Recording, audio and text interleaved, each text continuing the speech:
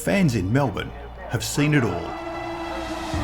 And between 1996 and 2019, they saw it before anyone else.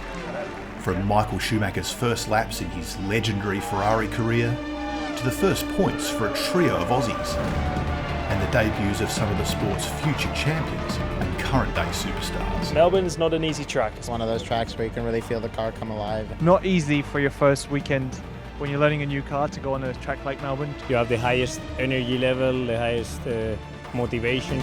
In 2025, a new generation of Formula One rookies begin their respective marches towards greatness. And it all starts here, in Melbourne. In 2018, Charles LeClerc was a Ferrari protégé clad in Alfa Romeo overalls, who arrived in Melbourne with Formula 2 and Formula 3 championships to his name. And when Formula 1 made its triumphant return to Melbourne in 2022, it was the man from Monaco that added his name to a long list of Ferrari favourites by winning at Albert Park. Years prior, it was Leclerc's former teammate Carlos Sainz that joined Toro Rosso's all-rookie lineup in 2015. I perfectly remember I was in an Abu Dhabi test in 2014 and my dad told me, and it was the best possible news I've ever received in my life, and probably until then the best moment in my life, when they confirmed to you that your childhood dream is about to become true.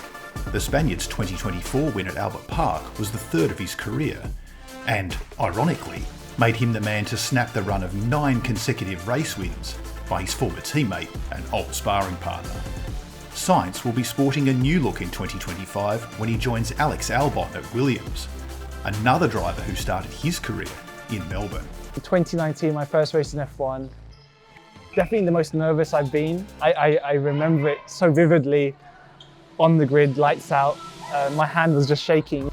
Alongside Albon, the world was introduced to a pair of talented young Brits, with George Russell and his compatriot Lando Norris all joining the grid in 2019. Felt like when I had my debut, because of George and Lando, it took the edge off the feeling of it. They're two guys that I like a lot. I'm good friends with both of them. I respect them a lot, so both great guys who deserve to be in Formula One. The world has watched as both George and Lando have each become multiple-time race winners, podium finishes at Albert Park, and in 2025, championship contenders.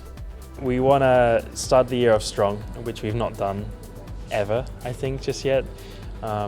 But I think we're confident we can go into next year starting a season strong, and to start that off in Melbourne would always be a pleasure. So that's our target. It's not always easy to do, but Melbourne will be a great place to start the season off well.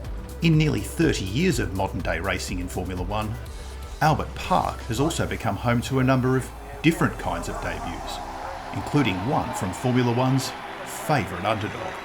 I mean, my expectation were just to not do anything wrong, not to embarrass ourselves. That is always the expectation.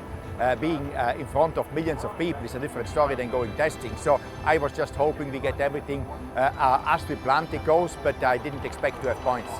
There's no question that Albert Park has been the setting where Formula One's biggest names have given us a glimpse into the future of the sport. Some will win races, some will become champions, and some will become legends. In 2025, another chapter is set to be written into the annals of Australian Grand Prix history.